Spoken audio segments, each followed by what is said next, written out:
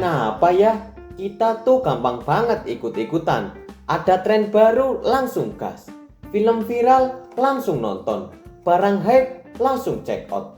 Padahal kadang kita nggak ngerti-ngerti amat atau bahkan nggak suka. Itu yang namanya FOMO, Fear of Missing Out. Takut ketinggalan. Kayak kalau nggak ikut, kita ngerasa nggak nyambung, nggak eksis, nggak dianggap. Akhirnya apa? Kita jadi kehilangan kendali. Ngelakuin sesuatu bukan karena pengen, tapi karena semua orang ngelakuin. Coba deh, mulai sekarang tahan sebentar, tanya ke diri sendiri. Aku beneran mau? Atau cuma ingin kelihatan keren? Jadi beda itu bukan aib bro. Kadang justru itu kekuatan kita. Mari kita bahas lebih dalam tentang istilah FOMO. Welcome back to my YouTube channel Habib Zainal. Tetap edukasi bukan komedi. Boom.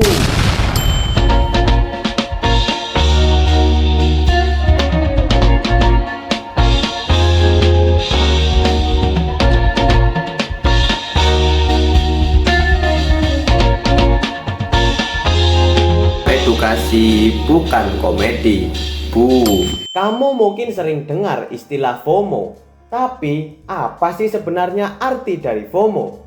FOMO adalah singkatan dari Fear of Missing Out, atau dalam bahasa Indonesia, ketakutan akan tertinggal sesuatu.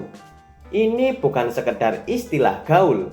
FOMO adalah fenomena psikologis yang nyata dan kini makin kuat terasa karena keberadaan media sosial. Di era digital ini, kita setiap hari dicekcoki informasi. Buka Instagram, lihat teman liburan. Buka TikTok, lihat orang belanja barang baru. Di Twitter, rame bahas film atau gosip terbaru. Di semua platform itu selalu ada kesannya bahwa semua orang sedang melakukan sesuatu yang sangat menarik. Sementara kita hanya duduk di kamar, scroll layar, dan merasa tertinggal. FOMO mempengaruhi emosi kita secara langsung. Kita bisa merasa cemas, tidak cukup, bahkan minder. Hanya karena kita tidak ada dalam momen yang dilihat orang lain. Misalnya nih, ketika teman-teman kamu hangout tanpa ngajak kamu. Ketika semua orang bahas konser yang kamu nggak datangi. Atau ketika kamu lihat orang lain sukses lebih cepat. Ini bukan sekedar iri. FOMO lebih dalam dari itu. Ia menggabungkan rasa cemas, takut tertinggal, dan tekanan untuk selalu ada di tengah tren.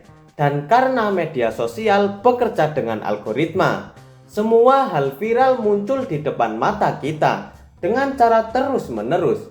Akibatnya, kita makin terjebak dalam lingkaran yang gak ada habisnya. Sekarang coba kita bedah, kenapa FOMO bisa muncul kuat di media sosial. Pertama, karena media sosial hanya menampilkan highlights, potongan terbaik dari hidup orang. Orang jarang upload saat gagal, sedih, atau juga bosen. Mereka tampil yang keren, estetik, dan membanggakan. Kita pun membandingkan hidup kita yang nyata tentunya penuh ups down dalam kehidupan versi editan orang lain. Tentu saja hasilnya bikin tidak adil dan bikin kita merasa kalah. Kedua, karena media sosial memberi ilusi, koneksi, dan partisipasi. Kita bisa ikut konser lewat video, bisa ikut tren lewat challenge, bisa ikut diskusi lewat komentar. Tapi semua itu semu. Kita merasa ikut serta, padahal sebenarnya kita cuma penonton. Dan perasaan penonton ini lama-lama bisa berubah jadi tekanan batin.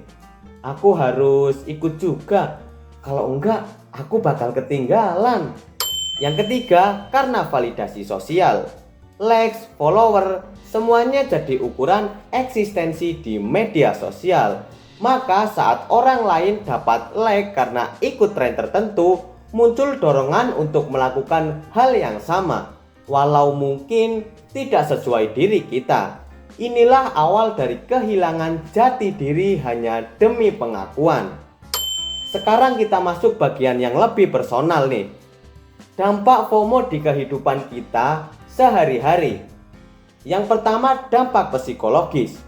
FOMO bisa menimbulkan kecemasan, stres, overthinking, bahkan depresi ringan.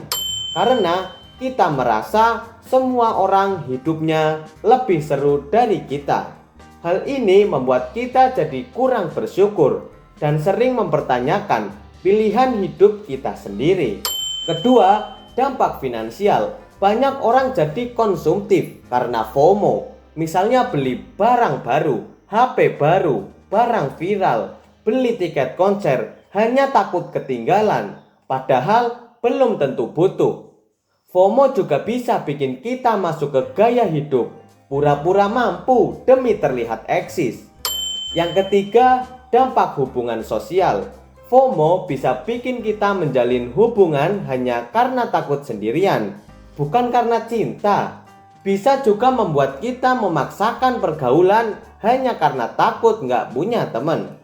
Padahal hubungan yang dipaksakan seperti ini rawan toksik dan juga nggak sehat.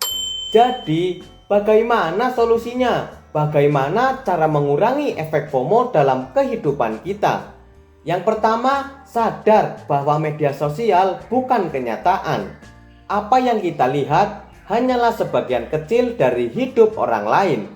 Dan itu bukan representasi penuh tentang siapa mereka sebenarnya. Belajar melihat media sosial sebagai hiburan, bukan sebagai standar hidup. Terus, latihan rasa cukup dan syukur, punya hidup yang damai, stabil, dan sesuai tujuan pribadi. Itu jauh lebih penting daripada sekedar ikut-ikutan. Luangkan waktu untuk menyadari apa yang sudah kita miliki, bukan yang belum-belum. Yang ketiga, kurangi konsumsi media sosial secara sadar. Bikin waktu detox digital, matikan notifikasi, gunakan media sosial seperlunya, bukan sebagai pelarian dari rasa bosan. Yang keempat, tentukan nilai dan tujuan hidup sendiri. Kalau kita punya arah, kita nggak mudah goyah hanya karena tren. Kita bisa bilang enggak tanpa takut dicap ketinggalan zaman. Yang kelima, bangun koneksi yang nyata. Berinteraksilah secara langsung, bukan hanya lewat layar. Kehadiran nyata lebih bermakna daripada sekedar eksis secara digital. Terakhir, kita perlu ingat, tidak ikut sesuatu yang viral bukan berarti kita gagal. Tidak tahu tren terbaru bukan berarti kita bodoh. Dan tidak hadir di semua momen-momen bukan berarti kita tertinggal.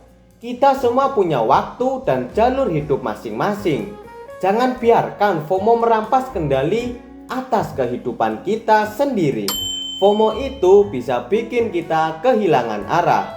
Kalau kita terus hidup hanya demi mengejar apa yang orang lain kejar. Tapi hidup bukan soal ikut-ikutan. Hidup adalah soal memilih mana yang penting buat diri kita sendiri. Jadi, mari kita mulai bijak pakai media sosial. Nggak semua yang viral harus kita ikuti. Nggak semua yang ramai harus kita komentari.